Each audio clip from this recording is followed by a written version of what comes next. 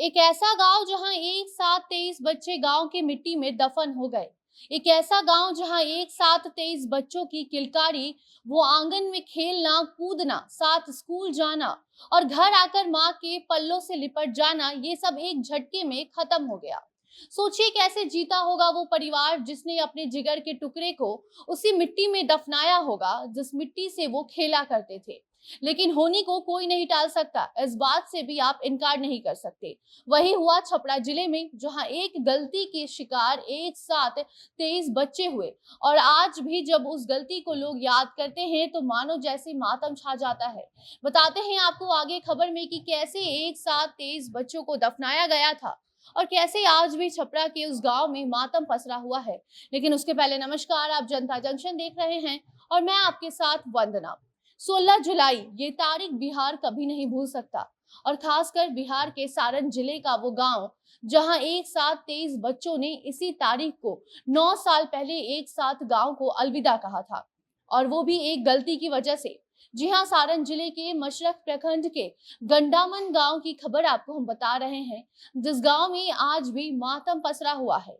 ठीक 9 साल पहले इसी तारीख को इस गांव में मिड डे मील खाने से एक साथ 23 बच्चों की मौत हो गई थी। गम ऐसा था जिससे आज तक गांव उभर नहीं पाया है।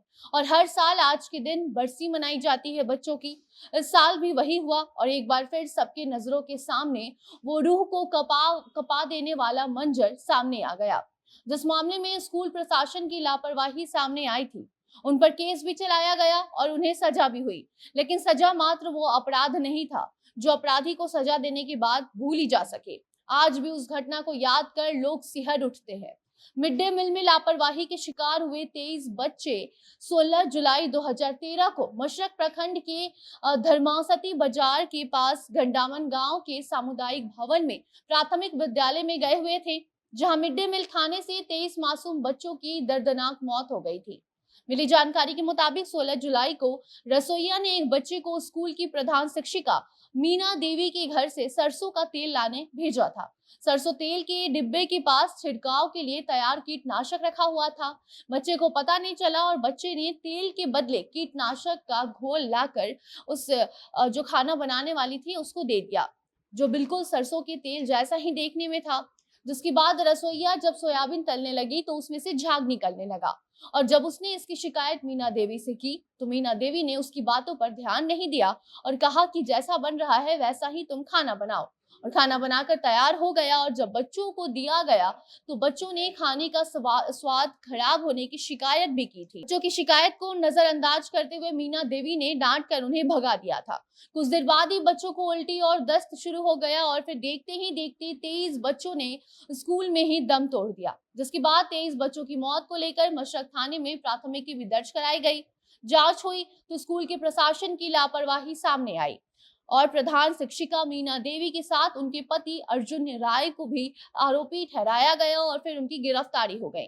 कुछ दिन बाद कोर्ट ने तो शिक्षिका के पति अर्जुन राय को बरी कर दिया, लेकिन प्रधान शिक्षिका को दोषी मानते हुए 10 साल की सश्रम कैद और 2.5 लाख जुर्माना, तो वहीं दूसरी सजा 7 साल की सश्रम कैद और करीब 1.5 लाख रुपए अर्थदंड की सजा सुना दी गई।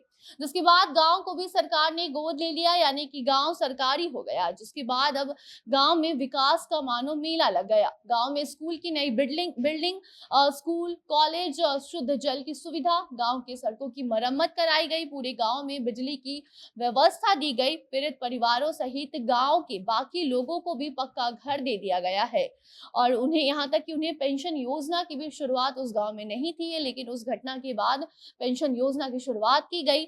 ऐसे में अब 23 बच्चों की याद में गांव में स्मारक स्थल का निर्माण कराया गया है। आंगनबाड़ी केंद्र में एक सुंदर सा पार्क भी बनाया गया है। आंगनबाड़ी केंद्र में एक सुंदर सा पार्क जो बनाया गया है, वहां लोग जाकर बैठते हैं और वहां बच्चों को याद करते हैं। और हर साल 16 जुलाई को वहां 29 बच्चों को श्रद्धांजलि देकर उनको याद किया जाता है। गांव में आज भी मातम पसरा हुआ है, लोग उस दिन को भूल नहीं पा रहे हैं और उसी कड़ी में हर साल श्रद्धांजलि दिवस आज के दिन मनाया जाता है। ऐसे में पूरा बिहार उन 23 बच्चों को श्रद्धांजलि अर्पित करता है और उस परिवार का दर्द भी समझता है। लेकिन स्कूल प्रशासन को समझने की जरूरत है कि ऐसी लापरवाही ना बरती जाए जिसका खामियाजा उन मासूमों को भुगतना पड़ जाए। इसी के साथ हमें दीजिए इजाजत। अपनी राय आप कमेंट बॉक्स में बताएं, वीडियो को शेयर करें और देखते रहे जनता जंक्शन। कैमरा हैंडल विशाल कर रहे थे और मैं आपके साथ वंदना। धन्यवाद।